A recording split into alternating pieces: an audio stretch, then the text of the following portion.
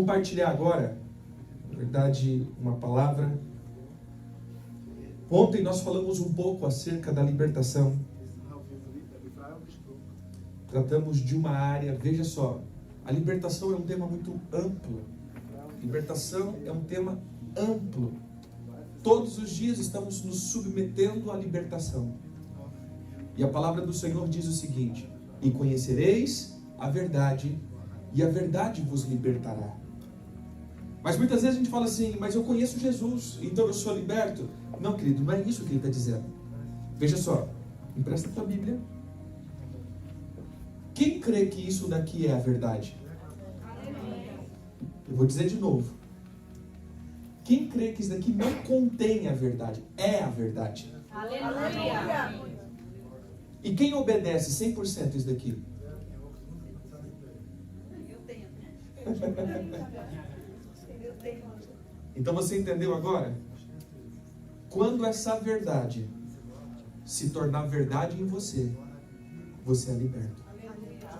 Então todos os dias nós estamos sendo expostos à verdade. E as mentiras da nossa vida vai caindo por terra. E quando você deixar, isso que nós chamamos de revelação, quando você permitir que a mentira que você carrega como um fundamento, lembra de ontem? Ideias, conceitos, filosofias, estruturas de pensamento, tudo isso é engano. Se não está aqui, é engano. O que foi oferecido para Adão? Conhecimento do bem e do mal. E ele comeu. E automaticamente ele morreu. Por quê? Porque ele comeu engano. Quando essa verdade se torna verdade em mim, eu sou liberto. Quando a verdade expõe a luz, que é luz, e expõe trevas que existe dentro de mim, eu sou liberto. Amém? Então todos os dias eu estou sendo liberto. Então chacoalha o teu irmão e fala assim: a libertação não é um ato instantâneo. Não é um ato instantâneo. É um processo, É um processo diário diário na tua vida. da nossa vida. Amém? Então, irmãos, a gente todos os dias podemos falar de libertação. Amém? Mas há um tema que eu quero falar hoje. Na verdade, eu vou ler 2 textos. Um está lá em Isaías, capítulo 61. Um texto muito conhecido. O Espírito do Senhor Deus está sobre mim, porque o Senhor me ungiu para pregar as boas novas aos quebrantados. E Ele enviou-me a curar os quebrantados de coração.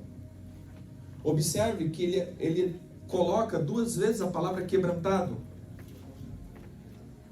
Boas novas aos quebrantados e curar os quebrantados de coração. Veja que, por mais que na nossa língua portuguesa aparece 2 vezes a mesma palavra, no hebraico são palavras diferentes. E assim também depois ele diz: ele também me ungiu para proclamar libertação aos cativos e pôr em liberdade os algemados. Aparece agora 2 vezes a palavra libertação. Primeiro, libertar os cativos. Depois, pôr em liberdade os algemados. Aparece 2 vezes também a palavra libertar, porém são palavras diferentes. A primeira palavra que ele diz é: ele veio proclamar libertação aos que estão em cativeiro. A palavra aqui, ela traz um sentido de deixar fluir aquilo que estava preso. É como uma represa, e agora foi aberto as portas, e agora a represa está fluindo, as águas estão fluindo. Isso traz um sentido de que muitas vezes nós estamos livres, podemos nos mexer, mas estamos em um ambiente de prisão. Imagine que aqui tivesse grades. Eu estou livre, mas ao mesmo tempo eu estou preso. Eu consigo me mexer, mas eu não consigo romper. Tem muita gente que está assim. Você vai. Eu não sei se você já observou um vizinho assim. A gente nunca, né? Sabe aquele momento que você fala assim, agora vai. Não, agora tá tudo certo. Não, olha, eu fiz as contas aqui. Até dezembro eu não devo mais nada. Eu consigo, não, dezembro agora eu rompo. Vizinho. Chega dezembro, nada aconteceu. Eu falo, não, eu fiz as contas de novo, é fevereiro. Chega em fevereiro, não, fiz as contas aqui, é agosto. Nunca chega o tempo de você avançar. Por quê? Porque você está livre, mas está em lugares de cativeiro. Então, quando você vai romper, você não consegue. Você é jogado para trás. Não, agora eu vou. De repente acontece um problema. Não foi. Agora vai dar certo. Acontece algo e não deu. Isso são os lugares de cativeiro. Por isso ele veio nos tirar do estancamento. Depois, ele traz agora que nós vamos ter um momento de libertação, de novo. Mas agora ele veio nos livrar das algemas. Então veja, agora, às vezes, não tem nada me prendendo, mas eu estou preso. Quer dizer, eu não estou num lugar. A prisão é pessoal, eu estou algemado. A palavra hebraica aqui é o quê? Abrir os olhos. Então diga comigo, o Senhor veio para que as coisas fluam na minha vida e para que eu possa ver. Eu não sei se você já teve essa impressão. De repente, você está com o maior problema. Alguém só fala, não, faz assim. Pronto, problema resolvido. Você só precisava enxergar uma saída. E é isso. Por isso, a libertação ela sempre vai fluir em dois âmbitos. Primeiro, cativeiros. Depois, clareza, revelação. Amém? Diga comigo, cativeiros e revelação. Observe, irmãos, a vida de qualquer cristão, e eu quero... isso aqui não é uma ideologia, não é um dogma, não é um sofisma, não é algo utópico. Isso, na verdade, deve ser uma vida constante da vida de um cristão. A vida de um cristão tem que fluir. Amém? Amém? Amém. Fala comigo, a vida do cristão, Tem que fluir. Aleluia. Gente, quando a gente fala que nós vamos ter perseguição, mas apóstolo, a Bíblia diz que nós vamos ter perseguição. Sim. Mas a Bíblia diz que nós vamos ter tribulação. Sim. Mas a Bíblia não diz que você vai ser fracassado. Aleluia. A Bíblia não diz que você vai sempre ser um derrotado. Pelo contrário, a palavra do Senhor diz que andaremos em vitória, em glória, em glória. Glória a Deus. Sempre vamos romper. Somos mais do que vencedores. Amém. O que ele está dizendo é que nós vamos ter problemas externos, não internos. Amém? Amém. Fala pro teu irmão, você vai ter problema externo. Agora chacoalha ele e fala assim, mas não se preocupa não. Tá tudo certo. Glória a Deus. Mas o problema é que os nossos problemas estão sendo internos. E aí é inconcebível para a vida de um cristão. Por isso eu posso ser chacoalhado, mas nunca desanimado. Posso ser espremido. Mas eu nunca vou paralisar. Porque os meus problemas são externos. E esses problemas vão fazer eu crescer e amadurecer. E não me derrotar. Estão entendendo? Amém. Veja só, tudo que não tem no céu não é para nós. Entenda só. Eu tenho que viver o que o céu vive. Amém. Porque eu sou um cidadão do céu. Aleluia, Senhor. Está comigo? Amém. Amém? Amém. A Suíça pode estar mal, mas você vai estar bem. As coisas na Suíça podem ser ruins, a família pode estar sendo destruída, mas a tua família vai ser edificada. Entendeu como que funciona? As coisas externas podem estar mal, aqui dentro tem que estar bem. É isso que nós precisamos. Porque eu não dependo das coisas externas, eu dependo do alto. Eu dependo do reino de Deus para a minha vida. Amém? Amém. Entenderam? Amém. Beleza. Então, dentro disso, eu quero compartilhar uma palavra com vocês acerca do que o Senhor Jesus nos ensina.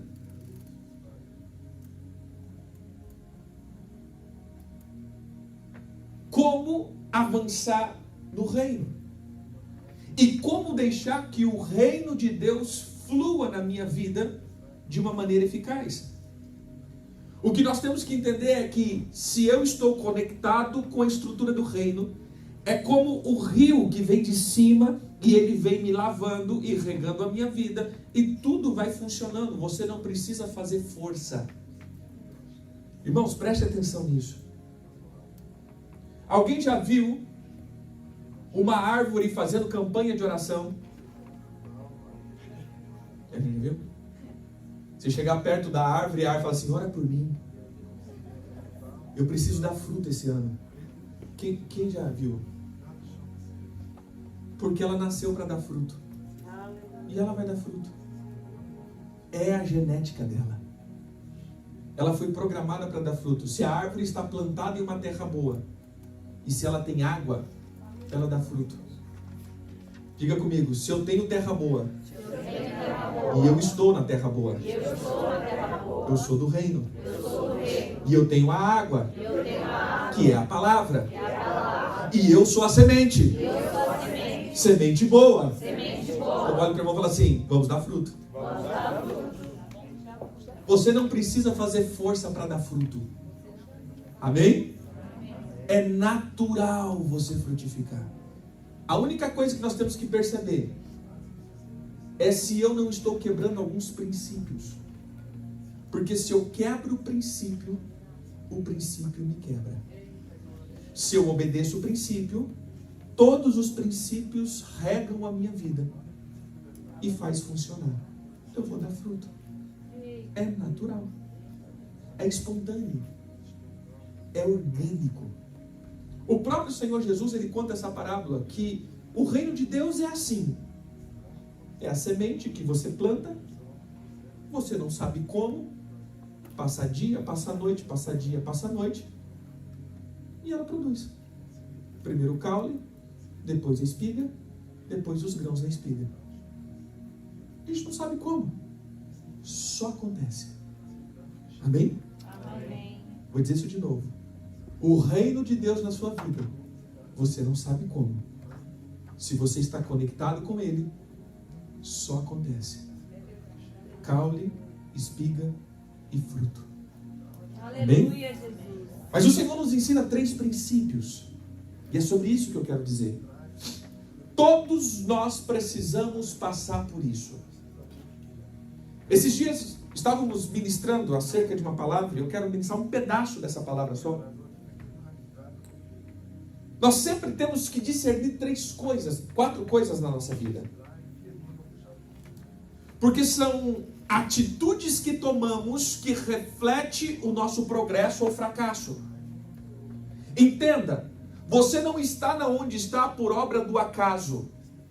E em nome de Jesus, para de simplesmente esperar o acaso. A gente está assistindo muito Hollywood. Novela mexicana. Quem já assistiu novela mexicana? Como que é uma novela mexicana? Maria do Bairro, Maria Mercedes, Marimar. A mulher pobre, que trabalha na casa do homem rico. O homem rico tem uma noiva chata, que persegue a mulher pobre. E o homem rico se apaixona por mulher pobre. Eles têm brigas e lutas. Mas depois, eles vivem felizes para sempre. Novela mexicana. Todas as novelas mexicanas assim. Porque é uma ideologia. A gente sempre espera que a nossa vida, depois de muita luta, teremos um final feliz. Todo mundo espera isso. Mas o problema é que você esquece que o final feliz da tua vida não é o destino. É as escolhas. Quem você é hoje é resultado das tuas escolhas de ontem. E se você continuar escolhendo as mesmas escolhas, terá o mesmo resultado. Se você está feliz com a tua vida hoje, não é um acaso. É porque você escolheu bem ontem. Ontem de ontem. Ontem de ontem. Escolhas certas determina em tempos de alegria. Escolhas erradas em tempos de tristeza. É só escolhas. Fala pro teu irmão, não é destino, é escolha. Bem? Infelizmente, nós fomos treinados para acreditar no destino. É assim? Não. Eu estou passando por prova. Mas no final, Deus vai me dar a vitória. E aí, meu irmão, você pergunta, irmão, como você está? Eu estou na prova, pastor. 70 anos depois, eu estou na prova, pastor. Irmão, isso não é a prova, isso é uma faculdade. Já tem PhD já. Então veja, fala comigo, existem 4 coisas que eu preciso aprender. Prova, guerra, circunstância e maldição. Cada uma dessas você precisa ter um olhar diferente. Prova, eu olho para cima. Hoje eu vou ensinar só sobre prova. Eu olho para cima. Porque é eu e Deus. Amém? Fala comigo. Prova, eu olho para cima. Guerra, eu olho para frente. Circunstância, eu olho para dentro. Maldição, eu olho para trás. Você entendeu? As minhas provas, eu vou olhar para cima, porque eu e Deus. Se eu estou sendo provado, é porque Deus quer trabalhar algo na minha vida. Se eu estou guerreando, é porque eu estou avançando. Ou seja, eu estou tomando território. Vai ter guerra, meu irmão. E aí eu tenho que olhar para frente, eu tenho que continuar batendo. Se eu tenho circunstâncias, são descontroles na minha vida. Gastei mais do que eu podia e estou com um problema financeiro. Não foi o diabo, não foi Deus. Foi você. Passei meu cartão. Meu Deus, veio 5.000 francos. Após falar por mim, o diabo está gastando. Não, meu irmão, não foi o diabo que pegou o cartão e passou. Foi você. Circunstância. Você tem que olhar para dentro. Ou seja, o que está disfuncional em mim? Mas se é maldição, eu tenho que olhar para trás. Porque pode ser coisas dos meus antepassados. Exemplo, como que eu sei que é uma maldição? Um problema que você está passando, que a tua mãe passou, teu pai passou, teus irmãos estão passando o mesmo problema. Enfermidade, separação, às vezes miséria, às vezes escassez. Espera aí, todo da tua família passa a mesma coisa? Pode ser uma maldição. Entendeu? Mas hoje nós vamos falar das provas. Jesus nos ensina acerca das provas. Pode abrir em Mateus 4.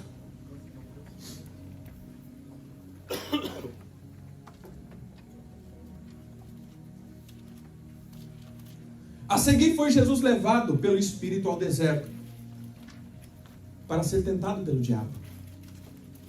E depois de jejuar 40 dias e 40 noites, teve fome. Então o tentador aproximou e disse: se é filho de Deus, manda que essas pedras se transformem em pães. Jesus, porém, respondeu: está escrito, não só de pão viverá o homem, mas de toda palavra que procede da boca de Deus. Jesus está nos ensinando aqui 3 coisas. As 3 tentações tentações, prova,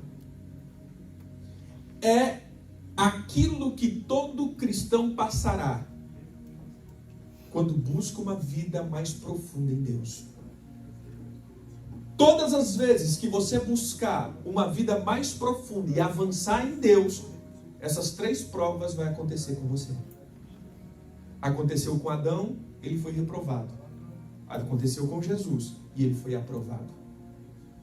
As 3 provas consistem na concupiscência dos olhos, concupiscência da carne e soberba da vida. A mesma coisa, se você olhar lá para Adão, quando Eva estava sendo tentado, ele diz, e viu Eva que a árvore era boa, agradável aos olhos, boa para se comer e boa para dar entendimento. Agradável aos olhos, concupiscência dos olhos, boa para se comer, concupiscência da carne, e desejável para dar entendimento, soberba da vida. E ela comeu. A mesma coisa aconteceu com Jesus, mas Jesus não comeu. Ele venceu, porque isso é as 3 provas que você vai ter que passar. Preste atenção. Primeira, todas as vezes que você começar a buscar Deus com excelência, a primeira coisa que vai começar a entrar em uma prova é a tua vida econômica. Amém? O amém até acabou. Amém.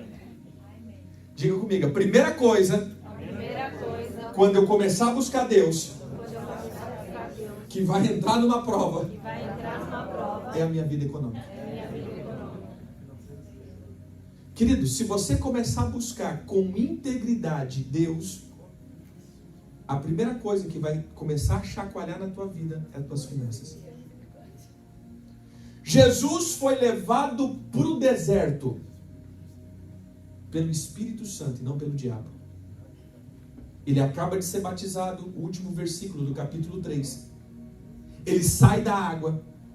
O Espírito pega Jesus e leva para o deserto para ser tentado. Jesus não foi tentado só no deserto. A primeira tentação foi no deserto. Depois foi em Jerusalém. E depois foi num alto monte. A primeira foi no deserto. E no deserto faltou comida. No deserto ele teve fome. E o diabo então fala: você não é filho de Deus. Por que você está passando isso? Irmãos, isso é a coisa que mais acontece na nossa vida. Quando você começa a jejuar, quando você começa a orar, quando você começa a resolver a tua vida com Deus, a primeira coisa que acontece é você começar a ter escassez de alguma coisa. E aí você começa a dizer: Senhor, eu estou jejuando, eu estou orando, eu estou fazendo tudo certinho. Por que isso está acontecendo? É normal. Por que isso está acontecendo? É simples. Porque a primeira coisa que você vai ter que ajustar na sua vida é uma coisa chamada confiança. Você não consegue crescer se você não depende de Deus 100% na sua vida. Se Deus não é a tua fonte de confiança, você não consegue prosseguir para frente. Quando ele sentiu fome, ele estava no deserto. E aí então o diabo diz: você não está com fome, Deus não é teu pai, dá um jeito. E ele usa um texto: nem só de pão vive o homem, mas de toda palavra. Sabe o que Jesus faz? Ele usa Deuteronômios 8. Abre aí Deuteronômios 8. Cuidareis de cumprir todos os mandamentos que hoje vos ordeno. Verso 1. Para que vivais e vos multiplicais e entreis na terra que o Senhor sobre juramento deu aos vossos pais. Verso 2. Recordar-te-ás de todo o caminho pela qual o Senhor teu Deus te guiou dentro do deserto por 40 anos. Olha o que ele diz. Ele te... Quem está seguindo aí? Ele fez o quê? Primeiro, ele te humilhou. Ele te provou. Só para saber o que estava dentro do teu coração. Se você guardaria ou não os mandamentos. Olha o verso 3. Vamos lá de novo. Ele te humilhou. Ele te deixou ter fome. Ele te sustentou com um maná que você e os teus pais não conheciam.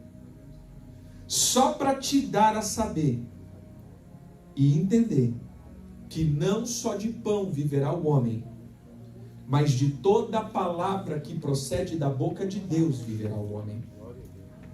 Aleluia, Jesus. Olha que interessante aqui, ele diz assim, quando o Senhor te caminhou para o deserto, Ele fez algumas coisas, e no deserto o Senhor foi fazendo algumas coisas. Irmãos, o Senhor não podia simplesmente levar o povo já para dentro da terra prometida, mas antes deles alcançarem o que eles precisavam alcançar, eles tiveram que passar pelo deserto.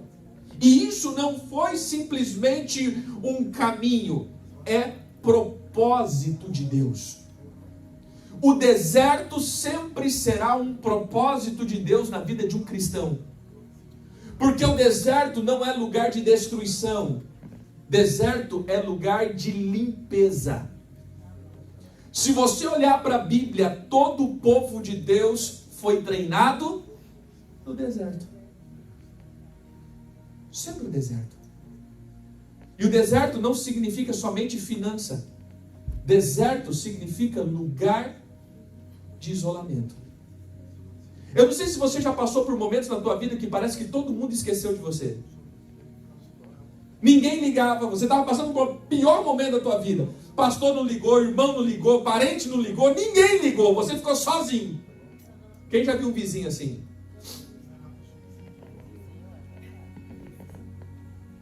E de repente você fala assim, porque o dia que eu voltar naquela igreja, o pastor vai ver. Não, querido. Quando você é esquecido,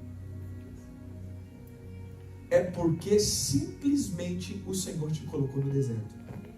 Aleluia. Porque esse é o lugar que Ele vai falar com você. E você precisa parar de confiar na tua volta, seja nos recursos financeiros, seja nos teus irmãos, seja no pastor, seja em alguém, porque esse é o momento que Deus está treinando o teu coração para confiar nele.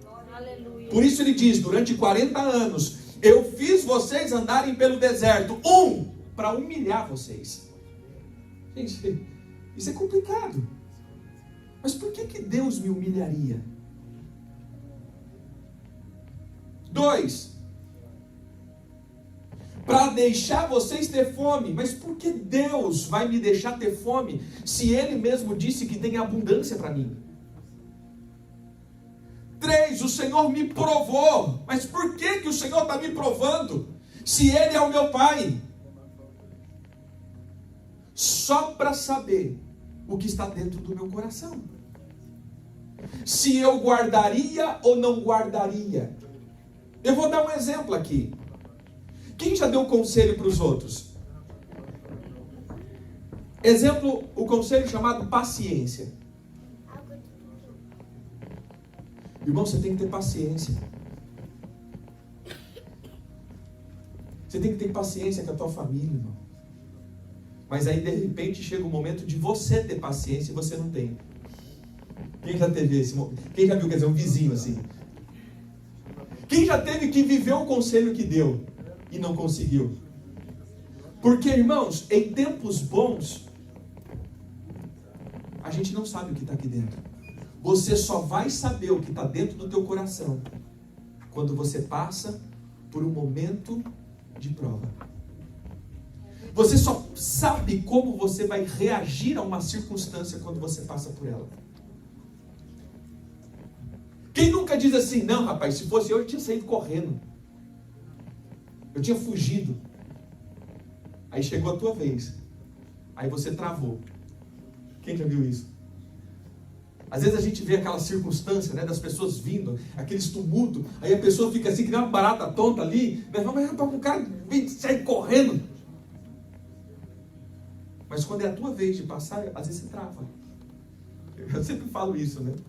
Eu lembro quando eu era pequeno, a gente tinha brincadeira, né, de ficar, os brasileiros, né, não sei se já brincaram, de ficar com arminha de jogar tampinha, fazia um coisinho, um elástico, pegava uma tampinha e ficava... Nossa, era com elástico, nem estilingue, era um pedaço de pau, aí você ficava com o pregador, fazia... E a gente ficava cada um do lado de uma rua. E aí um dia a gente atirou num carro, o cara parou. E ele já saiu do carro com uma arma. E apontou para mim assim. E todo mundo, corre! E eu assim. Meu irmão, travei. Sabe assim, o cérebro falava corre e as pernas não obedeciam, né? Eu fiquei assim. O cara xingou minha mãe todinho. Minha com o revólver, eu ficando assim. Ele foi embora e eu 5 minutos ainda assim. Aí depois que as minhas pernas foram bambeando, eu fui sentindo ela. Ou seja, a gente só sabe o que faremos quando a gente passa por um momento. Quantas vezes no tempo de enfermidade a gente fala para os outros, confia em Deus. Não desespera. Você não pode desesperar, você tem que confiar que Deus é o teu Deus. Mas aí de repente chega um momento que a enfermidade bate na nossa casa, na nossa família. Aí a gente começa, Senhor, por que o Senhor me abandonou? Por que o Senhor fez isso comigo? Ou seja, a gente começa a não acreditar mais. Então diga comigo, as provas e o deserto, ele vem para saber o que está dentro do meu coração. Você vai caminhar com o Senhor e a primeira coisa que o Senhor vai começar a buscar e vasculhar na tua vida é uma coisa chamada confiança. Por isso faltou pão. Pão fala do sustento. Irmãos, preste atenção. O que mais nos prende é os recursos financeiros. O que mais move a minha vida é os recursos financeiros. O que mais confiamos é o recurso financeiro. Eu lembro que um dia eu fui num lugar e a pessoa falou exatamente isso. Eu falei, cara, a gente tem que confiar mais no Senhor. Ele falou, deixa eu te falar uma coisa, pastor. Eu tenho dinheiro.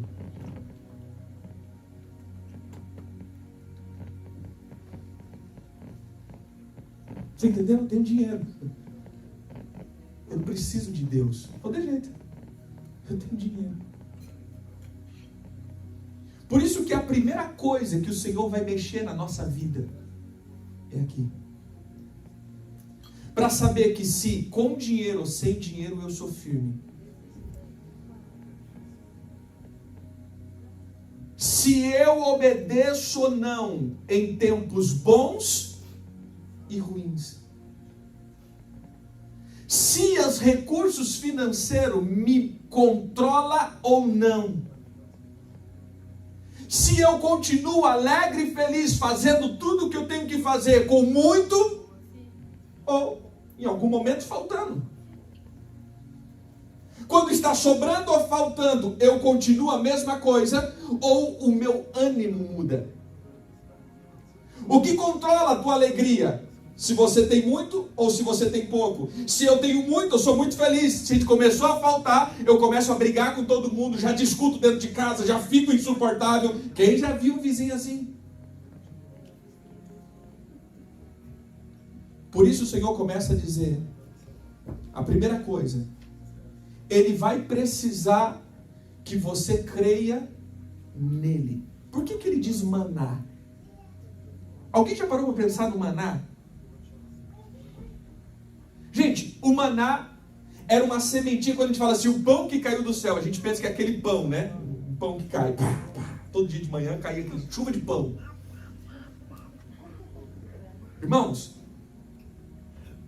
quando ele diz de maná, era uma semente,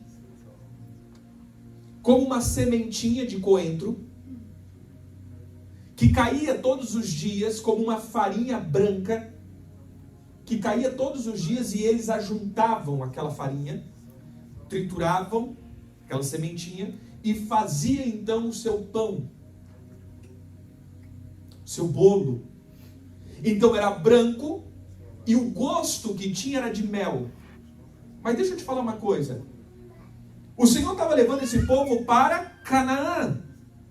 E o que tinha em Canaã? Qual era a promessa de Canaã? Uma terra que mana leite e mel em abundância. O que era o maná? Uma fração da promessa. Mas por que Deus fracionou a promessa? Eu não sei se você já estudou o começo do maná. O Senhor diz: eu vou sustentar vocês. 6 dias vocês colhem, o 7º você não colhe. Você descansa e creia que eu vou sustentar vocês. 2. Cada pessoa vai colher um homer. Homer é uma medida, como eu vou colocar aqui como 1 quilo. Por pessoa, 1 quilo de farinha, 1 quilo de maná. A palavra maná significa o que é isso? Porque imagine, um dia eles acordaram e viram aquilo no deserto e falaram: o que é isso? É maná. A palavra maná significa o que é isso? E aí, esse negócio estava lá. E o Senhor diz: 1 quilo ou 1 homer por pessoa. Agora olha que interessante. Se a pessoa comesse muito, o maná não acabava. Se a pessoa comesse pouco, o maná não sobrava. Por que Deus mandou então pegar em medida, se o negócio multiplicava na panela? Por que o Senhor falou para ter medida, se o negócio ia acontecer? Porque Ele precisava que o povo confiasse. Então preste atenção, todas as vezes que Deus começa a te dar maná, não é que vai faltar. Quem já viveu isso? Rapaz, eu não sei o que vai ser o mês que vem. Meu Deus. Mês que vem, meu irmão. Mês que vem o trem colapsa tudo. Mês que vem não vai ter como fazer nada. Aí passa o mês que vem, deu tudo certo. Aí você chega, mas no outro mês, o outro mês, não sei o que vai ser da minha vida.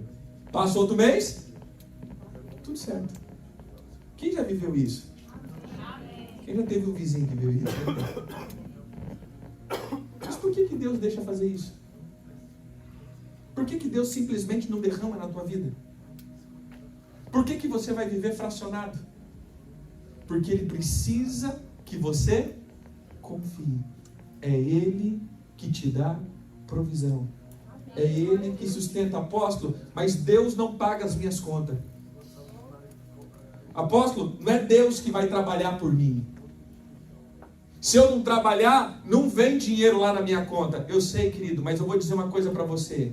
Tem gente muito melhor do que você que não tem o que você tem.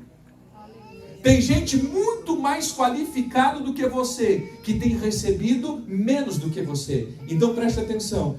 É Deus que te abre portas. É Deus que te mantém em pé. É Deus que te dá saúde. É Deus que provê na sua vida força e inteligência e oportunidade. Aleluia. Quem nunca viu gente muito melhor do que você, vivendo pior do que você vive? Então por isso que eu digo, é Deus. É verdade. As oportunidades que temos, as coisas que o Senhor tem nos dado a oportunidade de viver. Então todas as vezes que nós olhamos para maná, ou a primeira coisa que o Senhor vai trabalhar na minha vida, é uma coisa chamada confiança. Preste atenção aqui. Às vezes nós falamos, olha, eu confio em Deus. E aqui eu vou dizer, lembra que ontem eu falava e batia nas estruturas? Batia nas estruturas intelectuais e falava o que é culto. Culto é como eu sirvo o Senhor em obediência à sua palavra. Eu posso celebrar o Senhor aqui, mas cultuar demônios lá fora. E só existe uma coisa que o Senhor chama de outro Senhor. Quando ele diz assim, vocês não podem servir dois senhores. E nada ele diz Senhor, só uma coisa que ele diz Senhor, quando ele fala da personificação dos recursos, chamado Mamon. Mamon é uma deidade. E agora eu falo exclusivamente aqui para vocês. Vocês sabem que na Europa, o lugar que concentra mais riqueza na onde? Suíça. Os bancos suíços, as estruturas suíças, é a estrutura da economia. Todo mundo sabe por exemplo, quando fala da Suíça, das contas, dos paraísos fiscais, Suíça é o lugar das economias.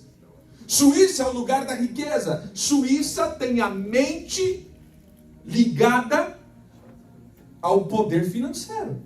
Vocês, entre aspas, estão no lugar mais forte economicamente. É a Suíça. Agora, observe uma coisa. Observe que muitas vezes, quando vocês estavam no Brasil, vocês muitas vezes poderiam ser muito mais ativos economicamente na obra do Senhor do que na Suíça. Aquele lugar onde nós deveríamos ser muito mais ativos, até pelo poder financeiro que temos, mas muitas vezes é na escassez que nós conseguimos romper mais do que na abundância. Observa aí, quem veio do Brasil? Levanta a mão. Como você era lá? Às vezes você era muito mais ativo, muito mais confiante no Senhor. Você confiava muito mais no Senhor do que agora. Por exemplo, o pastor mostrava a África. Eu até falei com ele, olha, um lugar que eu tenho vontade de ir na África. Por quê? Porque ali, espiritualmente dizendo, é o lugar que a gente pega patentes espirituais. Irmãos, na África você tem que ir lá, em lugares da África, que realmente você tem que curar enfermo. Porque se o crente não cura, o macumbeiro cura.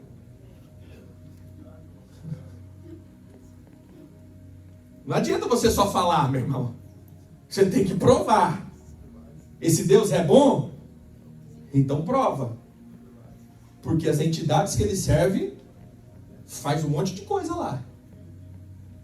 Mas por quê? Por que na África tem cura? Porque na África tem sinais. Todas as vezes que você vê ressurreição de mortos, cura, sinais e não sei o que, porque eles creem. Eles não têm recurso. Se eu não tenho recurso, eu dependo do meu Deus. Eu dependo do céu. Mas quanto mais nós vamos tendo, menos eu preciso do céu. E quanto mais eu vou tendo, menos eu preciso do céu. Quanto mais eu vou tendo, menos eu preciso do céu. Aí chega um momento, querido, aí eu falo, Suíça, aqui é o lugar que mais temos. Então, automaticamente, menos eu vou precisar do céu.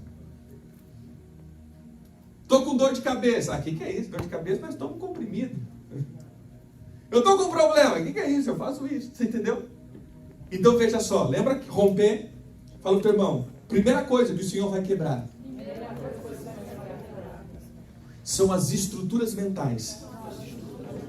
Aqui é o lugar que você tem, querido. Mas preste atenção. Não deixe de confiar no Senhor. Amém? Fala comigo em nome de Jesus. Em nome de Jesus. Não é o recurso que me controla. Não é o recurso que me controla. Veja só. Como a gente sabe quem me controla? Já parou para pensar nisso?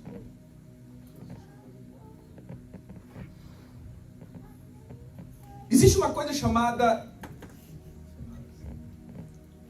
necessidade, coisas importantes e coisas não importantes. Veja, quando eu estou em um tempo importante da minha vida, um tempo bom da minha vida, eu saio, como fora, ou pro shopping, restaurante. Estou com um tempo bom. Mas de repente, o tempo muda. Tudo que é supérfluo, eu corto. Vou começar a comer mais em casa. Não vou sair tanto. Eu vou dar prioridade. Então eu vou ficar só com o que é necessário, importante. Como você sabe que Deus é importante para você? Em tempos que você não está muito bem, eu manter as coisas importantes. Então veja, às vezes você está bem, está ganhando, está fazendo, você oferta, você entrega o teu dízimo, você faz, mas aí de repente o tempo muda. Qual é a primeira coisa que você corta?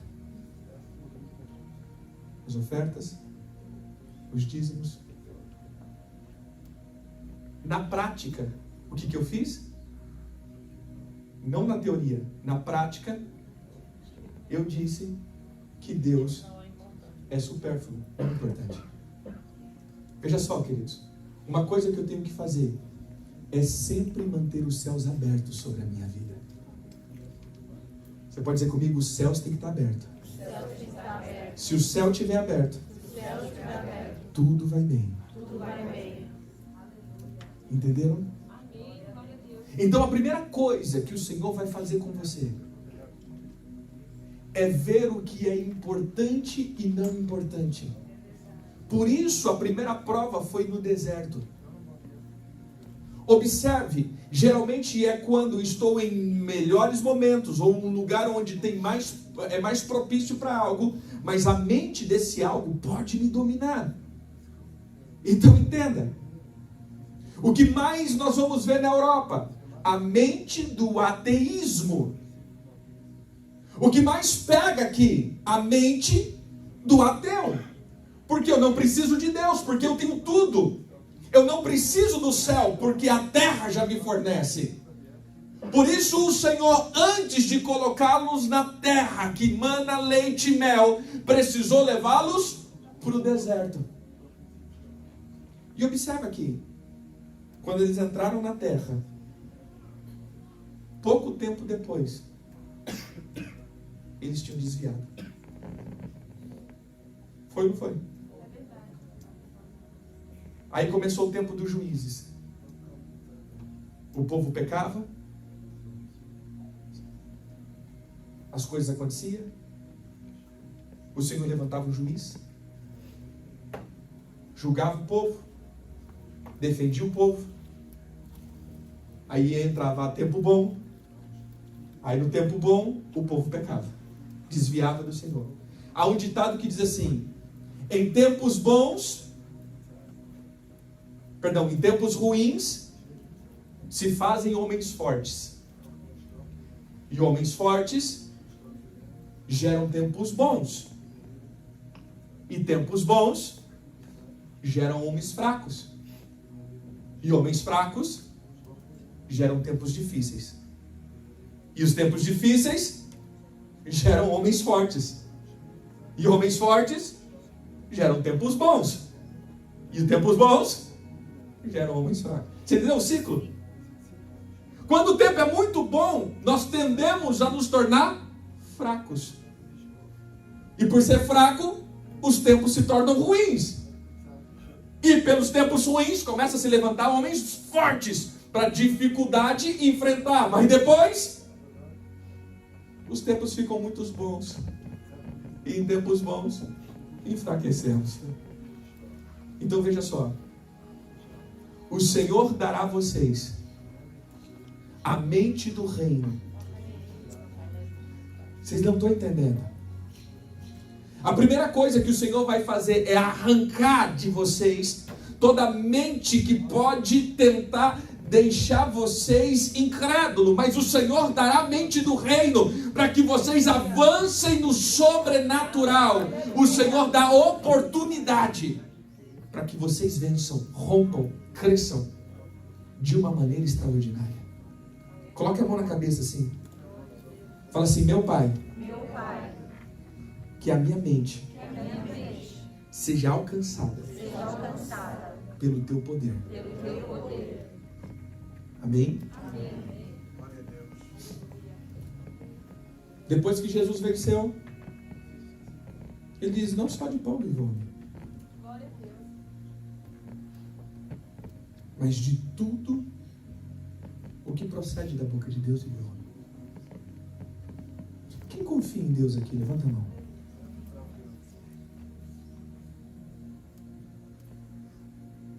Veja só, queridos, eu estou dizendo aqui, como eu sempre falo, não se preocupe. Nós não vamos colher oferta aqui. Eu sempre brinco isso, né? Brinco não, falo sério. Já está tudo pago, irmãos. A gente vem aqui por conta própria. O Senhor já tem suprido todas as nossas necessidades. Aleluia, Jesus. Não estamos aqui para receber nada. O Senhor já nos deu em abundância. Temos no Brasil, temos uma rede bem grande. Tenho empresa, tenho carro, tenho casa, tenho tudo que eu preciso. A gente vem para cá servir o reino mesmo. E a gente vem por conta própria. O que nós estamos falando aqui não é para motivar vocês para depois falar assim: nós vamos passar aqui, né, ajudando, não. O que eu estou dizendo aqui é como avançar no reino em libertação. O que mais nos quebra e não deixa a gente avançar em libertação, veja, estamos falando de libertação desde ontem. O que me faz ficar preso são as coisas dessa terra que me prendem. E a primeira coisa que me prende nessa terra é o meu estômago. Você quer quebrar alguém? Deixa ele passar fome. Mas eu olho essas imagens que o pastor fez ali. É tão interessante. Quanto menos nós temos, mais aprendemos a repartir. Você pega para essas crianças, eles repartem tudo. Todo mundo na panelinha ali, comendo.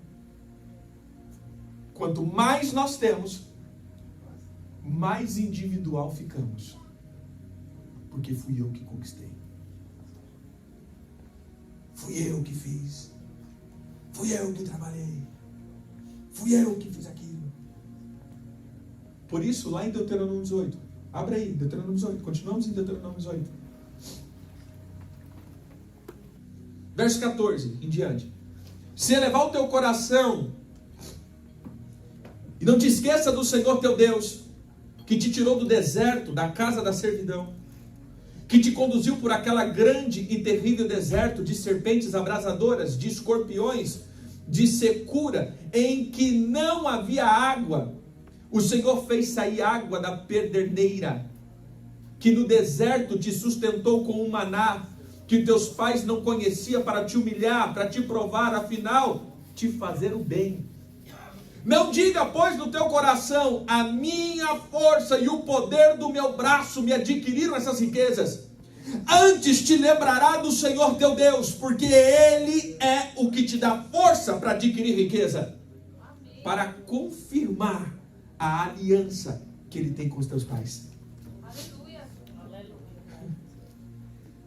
Você pode dizer comigo, eu vou traduzir isso aqui. Queridos,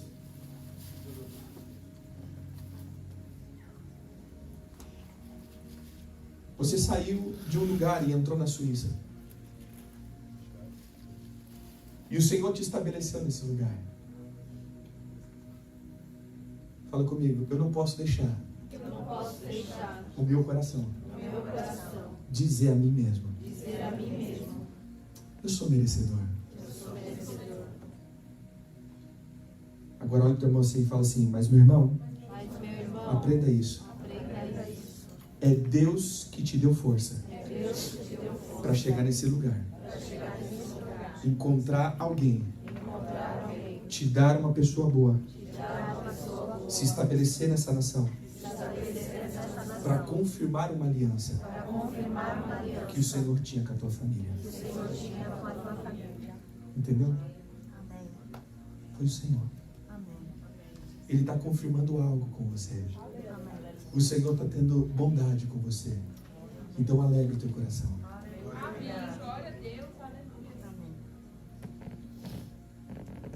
Veja só. Eu estou ministrando aqui. Mas novamente o Senhor, eu não quero me prolongar muito, até pelo nosso horário. Presta aqui.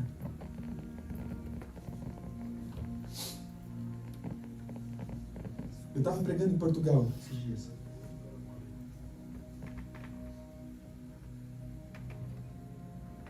E estava ministrando e o Senhor me deu uma palavra. Propósito. E eu só quero terminar falando isso aqui. À medida que eu estou pregando aqui, é uma coisa que flui aqui dentro, como uma palavra do Senhor. É propósito. Muitos de vocês vieram com um propósito. Muitos de vocês pisaram nessa terra com um propósito. Muitos chegaram com um propósito estabelecido. Muitos chegaram com uma palavra de direção. Às vezes você saiu daquela nação sem uma direção correta ou concreta. Mas às vezes você chegou aqui com um propósito ou com uma direção. Mas ao longo do dia, o propósito e direção foi se perdendo, foi se ocultando. E de repente, simplesmente você está vivendo. Mas o Senhor hoje quer ajustar o teu propósito e direção. Há um propósito para a tua vida. Fala, teu irmão, por que você veio para cá?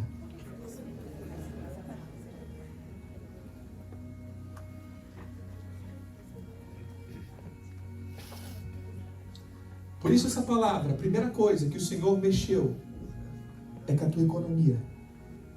E muitos entraram em um tempo bom, começaram a ser sustentados, começaram a viver e conseguir usufruir de um tempo bom. E daquele tempo você não volta mais, né? Fala assim, meu irmão, nunca mais eu quero voltar para esse lugar, nunca mais o lugar que eu vim. Mas entenda, uma coisa o Senhor está fazendo. O Senhor vai te dar agora propósito, porque você veio com um propósito.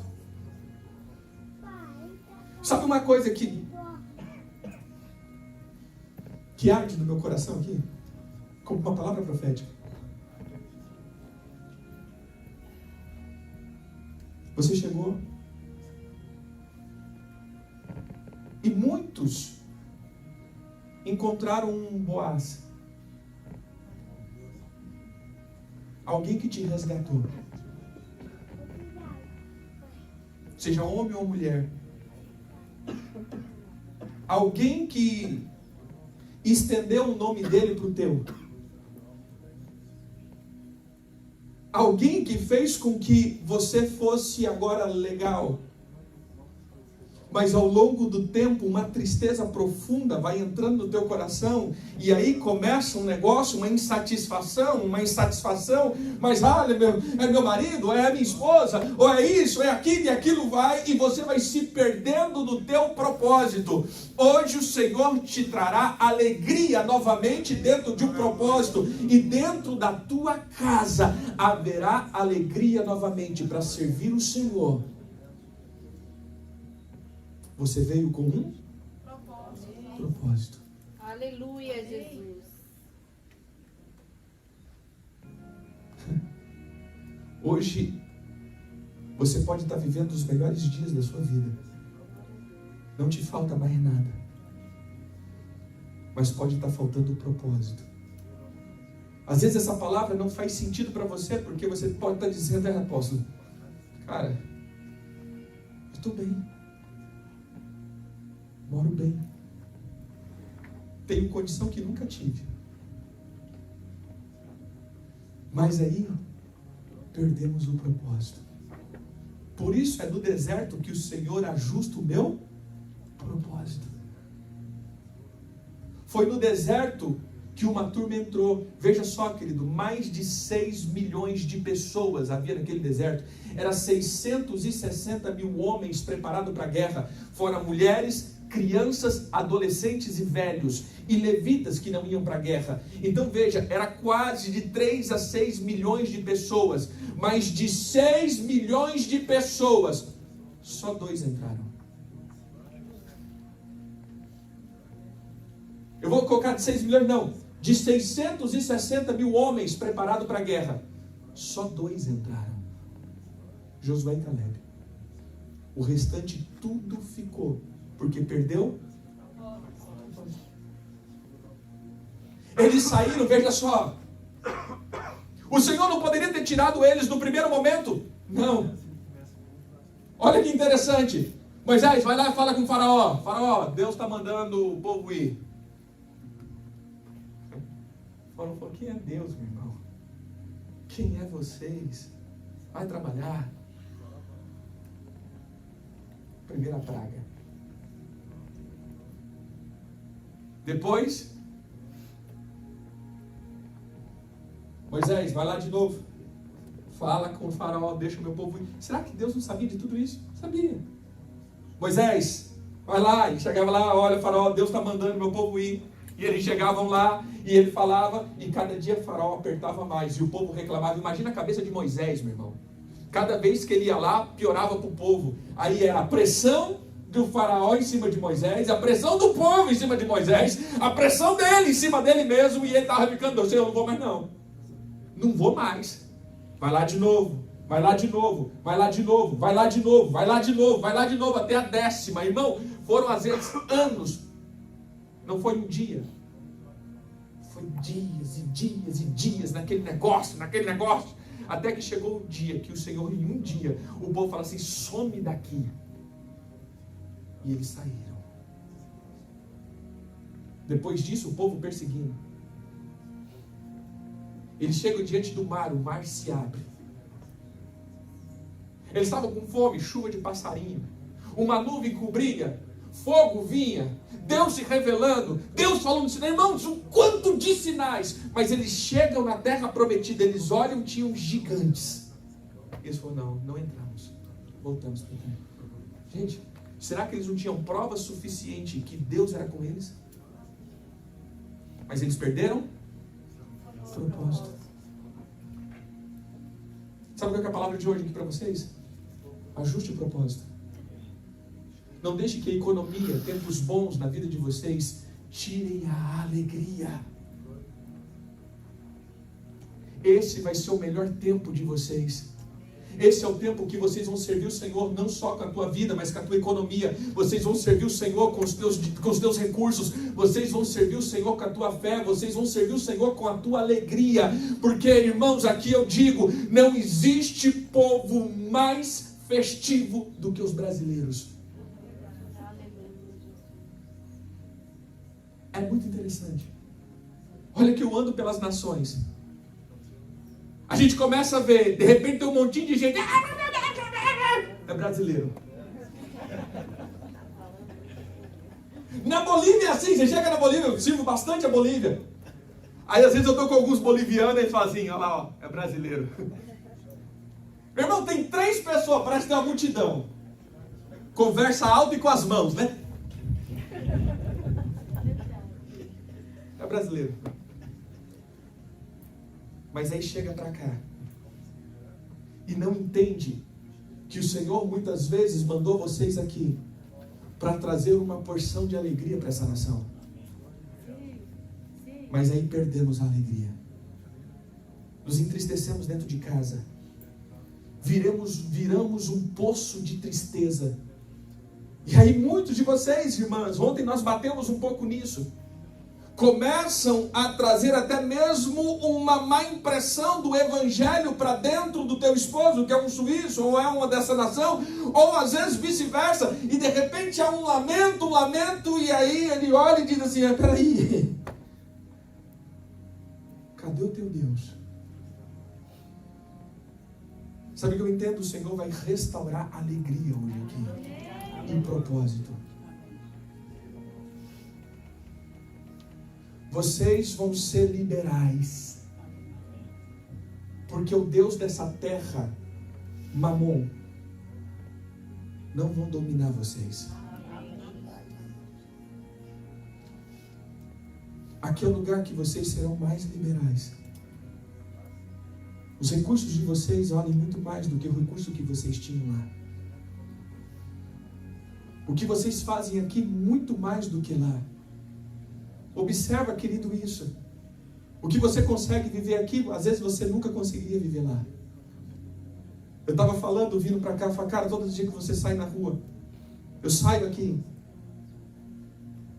Todo dia parece que você está num quadro.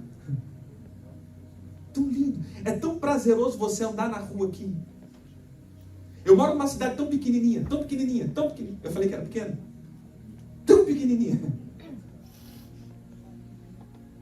Que eu digo que é uma cidade de primeira. Se você engatou a segunda, você sai dela.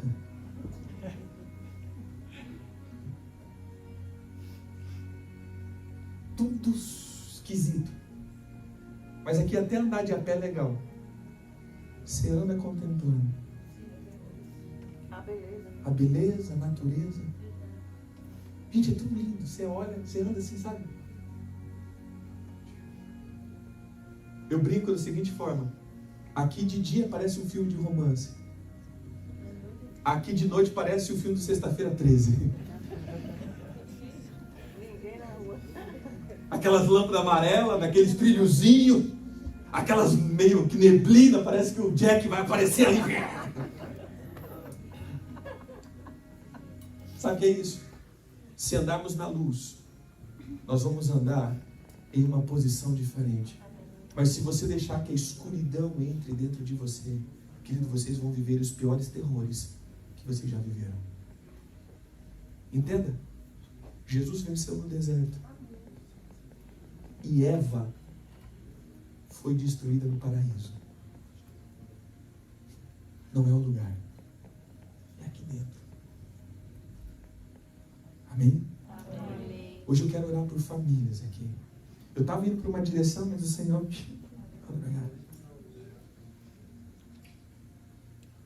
Não deixe que a sensação de bem destrua vocês.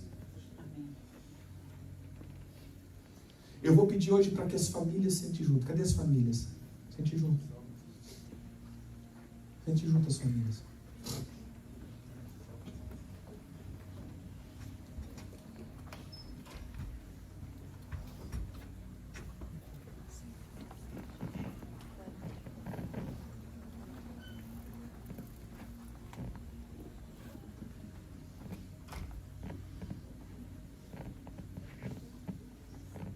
Vou pedir só para,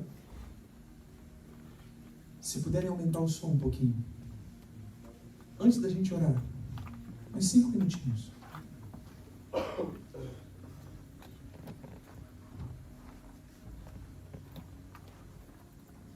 Você só agradecer o teu esposo ou a tua esposa, porque às vezes ele foi ou ela foi um Boaz na sua vida. Tirou de um lugar, te tirou da casa do sofrimento, te tirou da casa da viuvez, te arrancou de um lugar e te deu um nome. Sabe o que Boaz fez? Deu um nome para Ruth. Deu um nome, e com esse nome a vida dela mudou. Às vezes a gente não percebe e deixamos que a tristeza e a falta de propósito tome conta da nossa vida. Esse homem, essa mulher, às vezes é propósito de Deus na sua vida, às vezes não, tenho certeza. Para te dar uma nova história, para te dar um novo tempo, para te dar uma nova vida, para te dar uma nova perspectiva, para te dar uma nova... Ah, mas apóstolo, meu esposo é duro, minha esposa é isso. Não, querido, ore. Você está em um tempo de ser bênção. Não deixe que as coisas dessa terra tirem a tua alegria. Não deixe que essa sensação de tudo bem faça com que você fique tudo mal. Amém? Então ore. Ore por ele.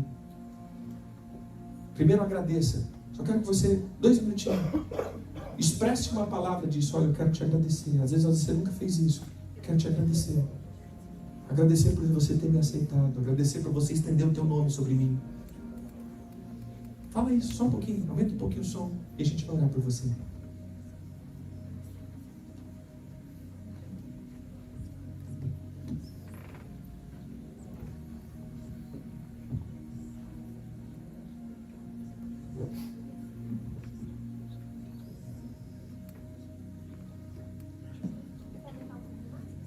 Aumenta só um pouquinho mais. Irmão, esse momento, olha para o teu esposo, fala alguma coisa. Pelo menos só sorri assim.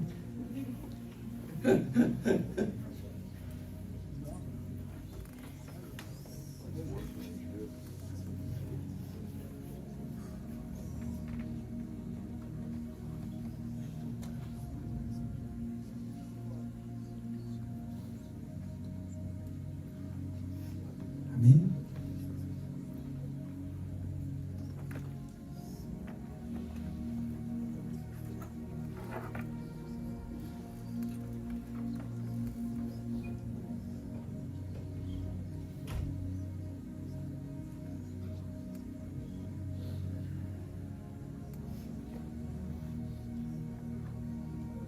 Diga assim comigo: meu Pai, eu te agradeço pela minha família. Eu te agradeço pelo que o Senhor me deu. Eu te agradeço pela oportunidade de ser o teu filho nessa nação. Pai, que a minha casa represente o teu reino. Te faça que faça o reino prosperar nesse lugar. Pai, me perdoe por deixar que a tristeza tomasse conta e eu não perceber o meu propósito. Hoje eu tomo o meu propósito de volta e ativo, renuncio o poder das riquezas, do pensamento, das atitudes. Perdão, Senhor, por não ser mais efetivo, mais liberal, por ser mesquinho.